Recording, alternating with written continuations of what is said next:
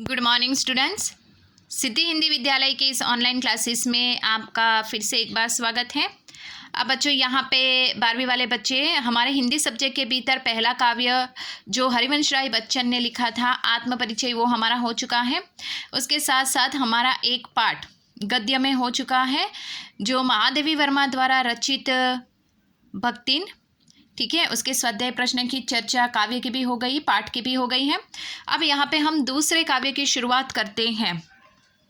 थोड़े बहुत 3-4 काव्य और 2-3 पाठ पढ़ लेंगे, उसके बाद हम व्याकरण की शुरुआत करेंगे, ठीक है। तो आप अपने पास कॉपी एक रखिएगा ताकि कुछ लिखने में आपको थोड़ी सरलता रहे।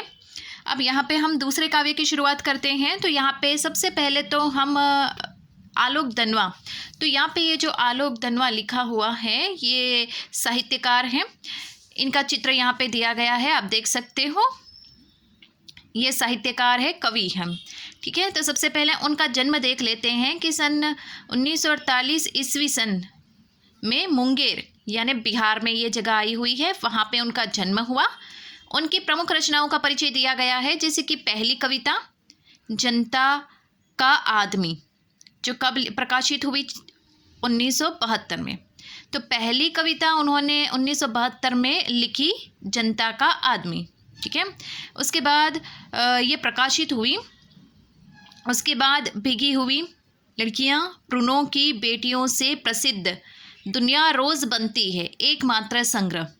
ये एक मोटी सी किताब होगी जिसमें ये शीर्षक है, जिसमें ये बहुत सारी रचनाएं लिखी हुई हैं।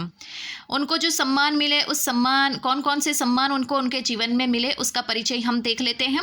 तो यहाँ पे सबसे पहले राहुल सम्मान, बिहार राष्ट्र भाषा परिषद का साहित्य सम्मान, बनारसी प्रसाद, भोजपुरी सम्मान, पहल सम्मान।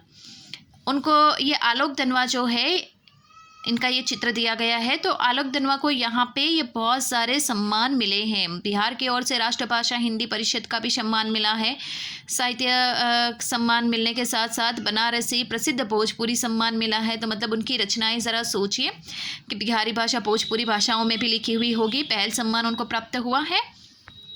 अब ये तो सम्मानों की बात हुई बच्चों। यहाँ पे उनकी जो मतलब काव्य की 2 लाइनें लिखी हुई है, ये आलोक दनवा ने ही लिखी हुई है।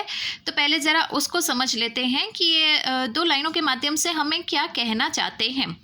जहाँ नदियाँ समुद्र से मिलती है वहाँ मेरा क्या है। जहाँ नदियाँ समुद्र से मिलती है वहाँ मेरा क्या है। मैं नहीं जानता लेकिन एक दिन जाना है उधर। अब यहाँ पे काव्य पंक्ति जो ये लिखी हुई है आलोक दनवा ने, उसको देख लेते हैं। तो यहाँ पे कहने का उनका तात्पर्य यह है कि जीवन जो होता है, ये हमारा जीवन एक भवसागर, भव यानी जीवन, ये जीवन एक सागर के समान है। सागर को जैसे कि एक छोर से लेकर दूसरे छोर तक लांघना जैसे बहुत कठिन काम है।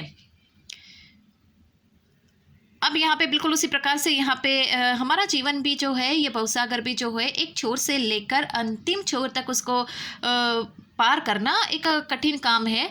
लेकिन फिर भी मैं जानता हूँ मुझे करना पड़ेगा। अपने जीवन में मुझे बहुत सारी कठिनाइयाँ, परिश्रम करने पड़ेंगे, परेशानियाँ आएगी, दुख झेलना पड़ेगा, परिस्थिति बिगड़ जाएगी, लेकिन फिर भी इन सब वस्तुओं के साथ भी मुझे अपने इस भवसागर को पार करना है। मुझे पता है वहाँ तक तो हमें जाना ही है। हर इंसान, जैसे कि हमारा जन्म होता है, हमें मृत्यु से डर लगता है। एक छोटी सी ठोकर भी लग जाती है तो हमें, हमारे दिल की धड़कन तेज़ हो जाती है, मृत्यु को हम स्वीकार नहीं कर पाते हैं। लेकिन जैसे कि कोई एक बात होती है, एक सिक्के के 2 पहलू की तरह, बिल्कुल उसी प्रकार से जन्म और मृत्यु भी मनुष्य के जीवन के एक सिक्के के 2 पहलू हैं।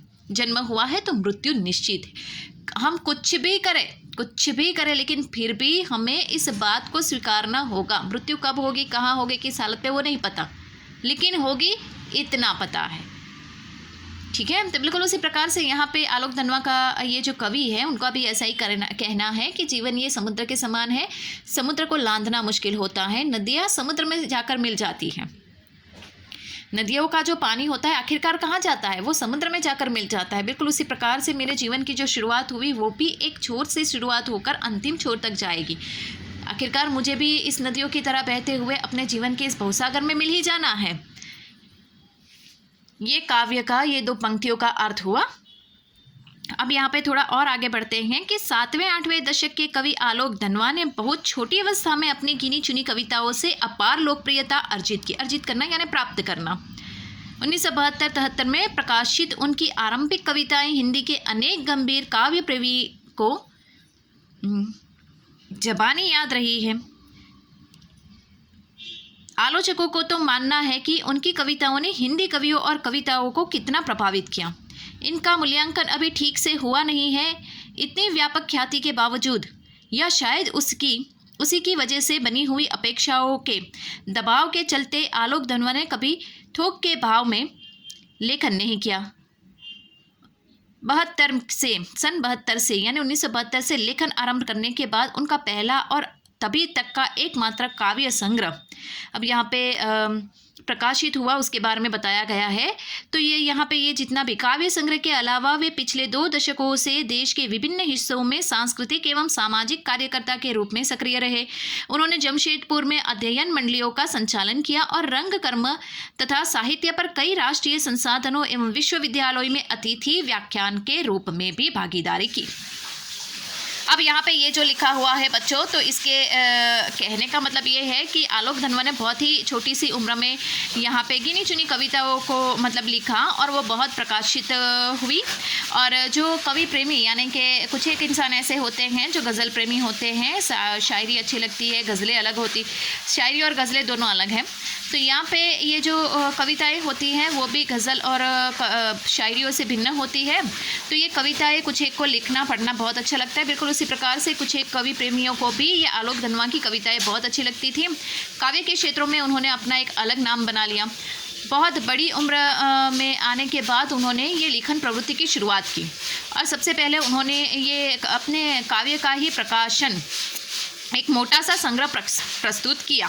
इसके साथ साथ वो यहाँ पे बताया गया कि जैसे एक पूरे विश्व में अर्थात भारत में कई हिस्सों में उन्होंने सांस्कृतिक कार्यक्रम और सामाजिक कार्यकर्ता के रूप में भी उन्होंने कार्य किया।